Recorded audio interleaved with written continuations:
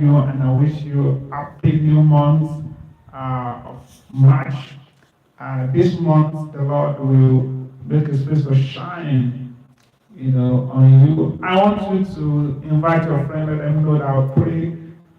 Miracle Word has started. So if you need to share this link with your friend, if you need to quickly wake up someone to hear fresh dew from heaven. So, and kindly let us know the country and the nation, the territory where you are watching us from. So, we would like to have your comments and views and opinions. And let me use this medium also to thank as many who have subscribed to our channel. Thank you. We know you are there, and we are praying for you. So, that your brother that's sleeping, that your sister, that your friend that needs healing. Someone is healing, someone is heartbroken, someone is suffering from one kind of depression, addiction, or someone is even suffering demonic oppression. So it is time for healing, it is time for faith. It is time, to receive fresh word and instruction from God that will make your year a very beautiful one. So today we are looking at the cost of a lasting peace.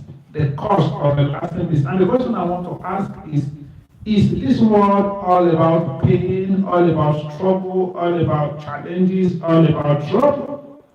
Because it seems that is the experience of so many people. So many people go through pain, from the beginning of the year to the end of the year. Many people go through struggle, for many years, 10, 15, 20, 30. So this kind of people, when you sit with them and you're having a discussion with them, all they tell you is that stories of woes, stories of pain, stories of struggle, stories of bitterness, hate, and all this is that you are wondering, can we really have peace in this world?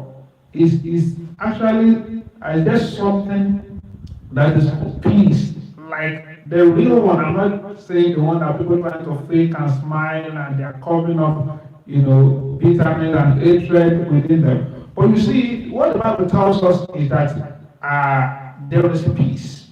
You see, Jesus in John chapter 14, verse 27, he said, "Peace I leave with you." He said, "My peace I give unto you, not as the world giveth." So you see that there's a kind of peace that God gives, that's everlasting peace. You see? And the kind of peace that the world gives is that when you have something, you buy a car, you build a house, people tell you to be happy and tend to live in temporary peace.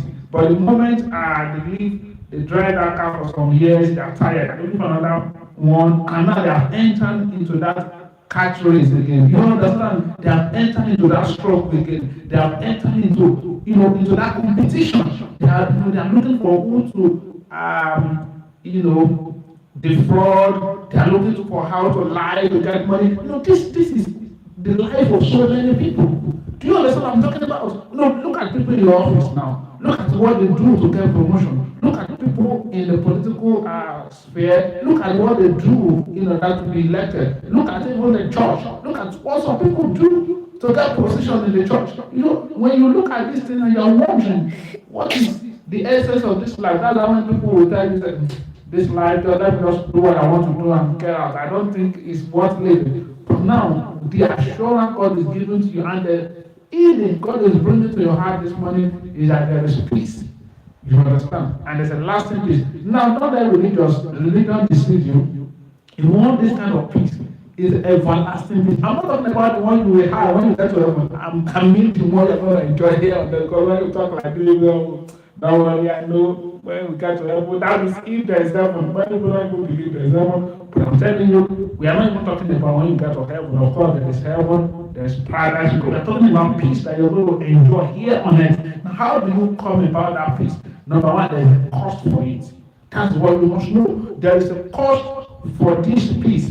And the cost is that you agree with God. Just like we said last week, you agree with God. And there are things that are included in agreement with God. Number one, you are going to agree that you will not do evil to other people. See, this is very important, and this is the cost. Not even that you are not going to do evil to them, but no matter the evil they try to do to you, you are not going to repay evil. This is the cost. And it is a cost because it's going to cost you a lot of things. It's going to take pride away from you. It's going to take your flesh away. It requires that you kill this flesh. I'm telling you, now it requires that someone, even though you have not offended, a man, you still need to apologize. That's what I'm talking about. This thing is not something that will come easy.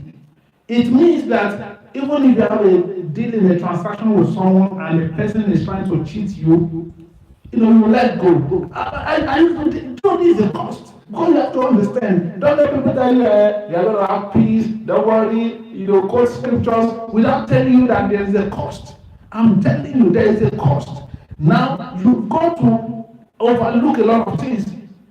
Some people will fraudulently collect your money, I'm telling you. And you have to let go. If you can't do this, then you're not ready for this kind of peace. Now, the joy of it is that now the peace you are going to gain after all these things you have enjoyed will be everlasting. Here on earth. And that's what I'm saying now. You're going to have everlasting peace.